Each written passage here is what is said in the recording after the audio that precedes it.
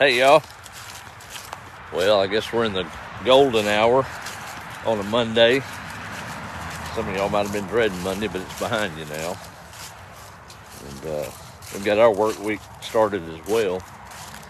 So I guess we're only about 10 days from the days starting to get a little longer. A few seconds every day anyway.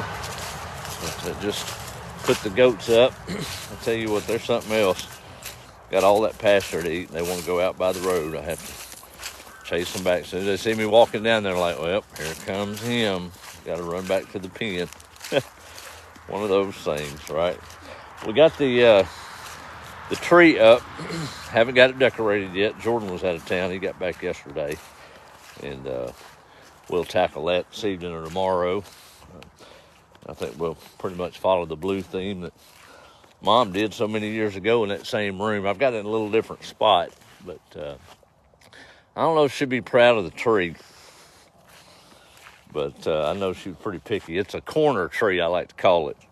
It only looks good on three sides, if it does that at all. But I think, a lot of us, it's been tough for me to get in the mood this year of Christmas, but I think she'd be proud of the tree. Not that it symbolizes Christmas. I guess it symbolizes tradition for us. To me, Christmas is way more than a tree, but it's kind of that signal to put your brain in the right spot to celebrate the joy of the gift that God gave us in His Son at Christmas. It's a joyful time of the year, and so many folks around me and folks I see are struggling, hurting, and I encounter mine as well. A lot of folks don't know other folks' battles, but you have to fight them just the same. I was thinking a lot recently, talking to folks and listening to folks, and things happen.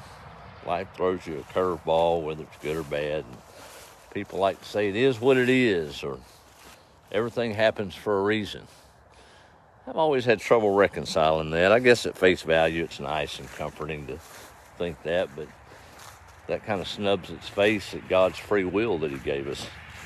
Because sometimes somebody else's free will interlopes onto yours and changes the course of things, doesn't it? Sure, in the long run, things come back together. Romans 8:28 says that. But at the end of the day, just because something happens doesn't mean that that's God's will. I think if you sat down and thought about it, you'd know what I'm saying. But I guess it's good solace as far as that goes. But I learn a lot if I look. And making this route in these customers' pools, they become like family, and you get to know the animals and different things. And so we got old Bart in there. He's something else. He's doing good. I need to take him for a visit back out. They like to get him about once a month or so, anytime they can, but probably do that this week.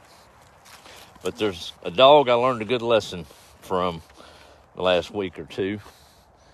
He's out north of town. Little old cur dog, ain't much to him. When I first started servicing the pool, he had all his legs. A few weeks later, he only had 3. One of them was bandaged up real bad, and that's been a few months ago. But that little old dog, I was watching him the last time I was out there cleaning the pool. Boy, he took off. He lit a shuck across that pasture out there, chasing the squirrel. And I'm like, now look at that. Here he is missing a leg. He could lay down and belly ache, hurt. Got an excuse not to run. He does. But no, he was persistent. He was still kicking, only 3 high. But he took off and he was doing what dogs do, living his life, chasing a squirrel. I mean, I could learn from that. Just because something kicks you in the knee, puts you down, hurts you, cripples you, you can still chase a squirrel if you want to. But you got to have that want to. And I think that's the key to life. Boy, that sunset is pretty. Well, I don't know what I'm going to do time-wise with a garden this next spring. But I have learned even though I'm not real good at it all the time, that success is when preparation meets opportunity. So if I'm going to have a successful garden, I got to prepare a little bit. I'm doing just that. Again, forcing myself to do it. I'm really not in the mood, but I know I got to get it done if I'm going to even have a chance.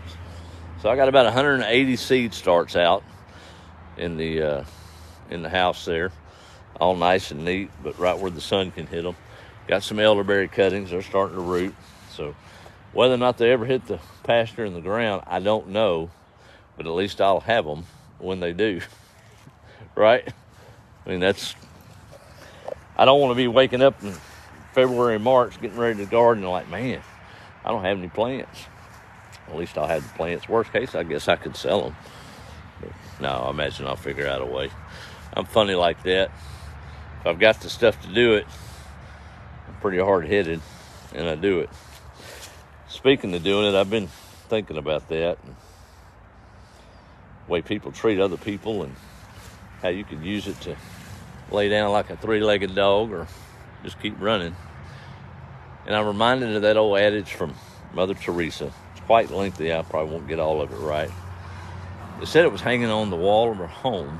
I don't know how true that is, but it's been accredited to her, and it's beautiful, and I love it. Old girl from Kansas wrote a song, loosely translated it back in, 2007 or whatever, and had a little hit with it. Martina McBride was her name. She called it Anyway, and it was a loose translation of that famous poem from Mother Teresa. It goes a little bit like, people can be unforgiving, ruthless to you, self-conscious even, but you forgive them anyway. If you're kind, people will take advantage of you. Think you've got ulterior motives. Be kind anyway. If you're successful, you'll get some unfaithful friends and some sure enough enemies. Succeed anyway. If you're honest and sincere, people will think you got something up your sleeve. Be honest and sincere anyway. The good you do, it'll never be enough, but you got to do good anyway.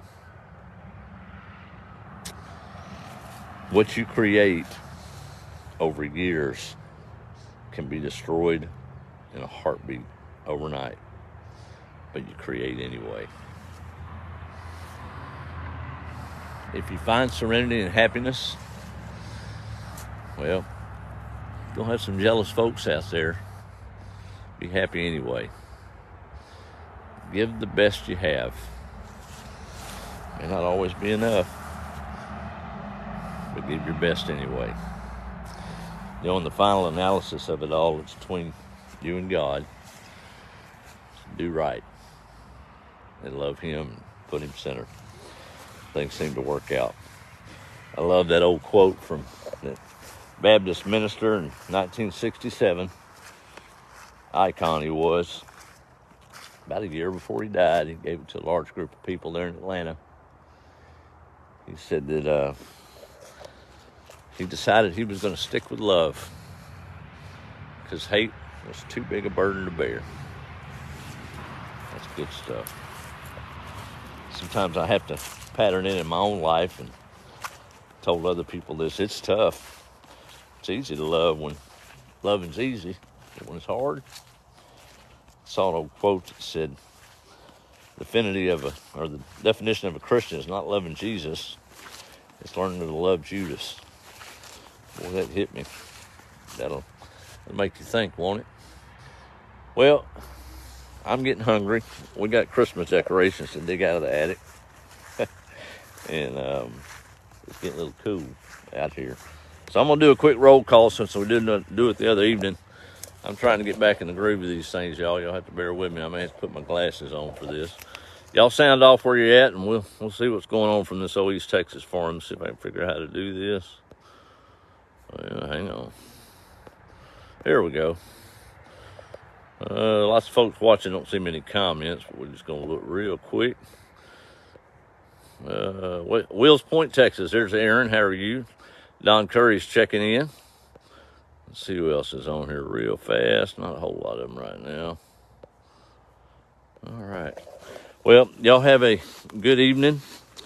Be the light and choose to love no matter what. It matters. Love anyway. Getting the joy of the season where you can. I'm going to go try to decorate this old scraggly tree and see how it works out. I'm excited about my plants, though. I got a bunch of them coming up in there. But we'll see. Y'all have a good evening. Be the light.